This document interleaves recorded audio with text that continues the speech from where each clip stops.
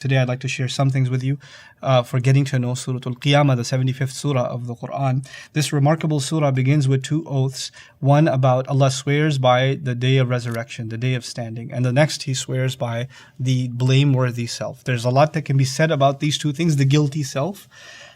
But one thing I'd like to highlight to you is some incredible bit of Quranic wisdom, you could even say philosophy, is embedded inside of these ayat. That Allah Azza wa Jalla is teaching us that the guilt that every single human being feels when they do something wrong, when they speak a lie, when they slander, when they cheat, when they steal, when they hurt someone, etc. When they do these things and they get that feeling of guilt, that's actually not something that's taught. That's not something you can actually just learn in school, or read in a book. You feel it. A child who does something wrong feels guilty. They feel ashamed. They start crying when they get caught, and they feel bad, and they can't even explain why.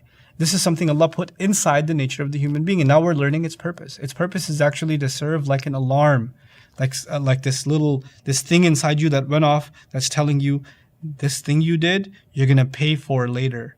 There's a time coming where you're going to pay for it. This instinct inside of us to give us a little bit of a warning about Judgment Day. That's our guilt. That's the gift of Allah to the human being, this guilty conscience. Subhanallah. That's why Yawmul Qiyamah and a Nafsul Lawwama are next to each other in this, in this sequence. Among the many lessons, I at least wanted to highlight this one of them to you. The next thing is that human beings are being told that you think that you're just never going to come back and you have no purpose in your creation. Of course you do. That's why you were given something like guilt. There's no purpose for that instinct to be inside of you if you weren't given a moral conscience. Then Allah describes in great elaborate detail the epic events of Judgment Day and switches them immediately over to yunabba'ul yawm insanu yawma idhin bima qaddama wa akhar. Human beings will be thoroughly informed on that day of what they turned into a priority and what things they put on the back burner. What things did they say I'll do it later. I'll do it later. I'll do it later. And what things did they take care of every single day? Allah will actually He didn't just say, I'll tell you about your deeds. He said, I'll tell you about your priorities. It's amazing. What an insight into the Quran.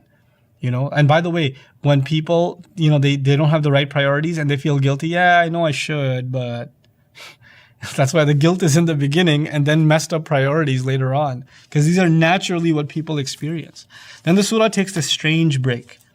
Tells the Prophet ﷺ, don't rush your tongue to memorize the Quran. لا تحرك به لسانك لتعجل به. Don't move your tongue quickly to memorize the Quran. Why? The Prophet ﷺ feels like he has very little time. So much Quran is coming down. How's he going to remember all of it? And the Prophet ﷺ is told, إِنَّ عَلَيْنَا جَمْعَهُ وَبَيَانَهُ. It's our responsibility to make sure it gets gathered and that it gets elaborated. فَإِذَا قَرَأْنَاهُ فَاتَّبِعْ قُرْآنَهُ. When we read it on to you, then just follow what's being recited. Take your time.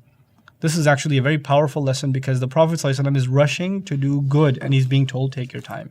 And then he switches over and says, by the way, speaking of rushing, كَلَّا بَلْ تُحِبُّونَ الْعَاجِلَةِ. You people love rushing. In other words, you rush to all the bad things, all the wrong things. Look at this Prophet who's concerned about rushing into something good.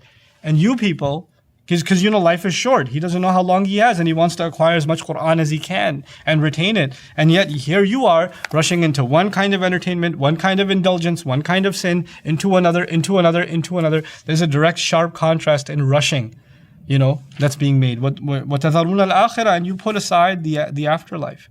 And then of course by the end of this surah, Allah just does two things. He describes what's going to happen on Judgment Day, but switches over, you don't have to worry about when Judgment Day is going to come. That may be really far away for you, right?